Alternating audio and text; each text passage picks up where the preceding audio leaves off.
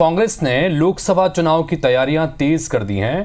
Congress MP की 29 सीटें जीतने के लिए बीजेपी सरकार के खिलाफ नए नैरेटिव गढ़ने की कोशिश कर रही है।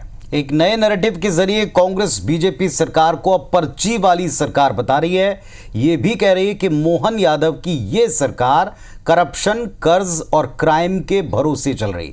रिपोर्ट देखिए।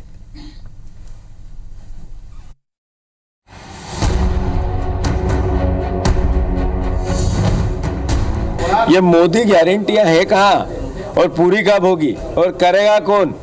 क्योंकि मुख्यमंत्री जी तो चुने हुए तो दिखते नहीं है, विधायकों से पर्ची के मुख्यमंत्री हैं। पर्ची निकली थी उनके नाम की, कोई विधायकों से वोटिंग हुई या हाथ ऊंचे किए या नीचे किए, ऐसा तो हुआ नहीं। तो पर्ची के मुख्यमंत्री से आशा क्या करें?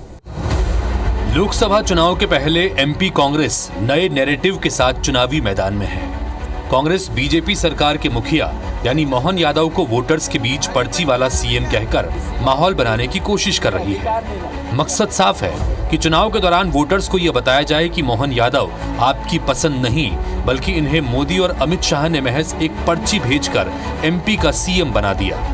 हालांकि विधानसभा चुनाव के दौरान भी कांग्रेस ने बीजेपी सरकार को घपले घोटालों की सरकार बताकर नैरेटिव सेट करने की कोशिश की थी, लेकिन वो कामयाब नहीं हुआ।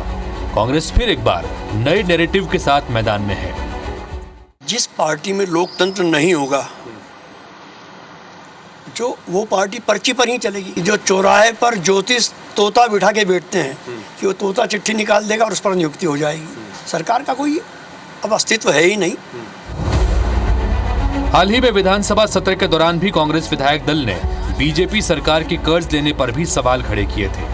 अब दावा किया है कि मोहन सरकार करप्शन, कर्ज और क्राइम के भरोसे चल रही है।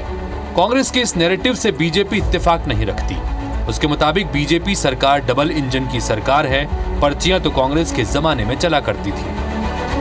हवाई राजनीति ये कांग्रेसियों से सीखना चाहिए। पर्ची वाली सरकार, मुझे लगता है कांग्रेस की पूर्वत पर्चियों की सरकार से प्रेरित होके अब ये एक वितंडावाद जीतू पटवारी खड़ा करना चाह रहे हैं। जाहिर है डबल इंजन सरकार बनाम पर्ची वाली सरकार की लड़ाई की वजह लोकसभा चुनाव है, जहां एक तरफ बीजेपी अपने गुड गवर्नेंस के जरिए एमपी की 29 में से 29 सीटें जीतने की तैयारी में है, तो दूसरी तरफ कांग्रेस नए नैरेटिव के साथ बीजेपी के खिलाफ माहौल बनाने की कोशिश में है। नवीन कुमार सिंह, IBC 24, भोपाल।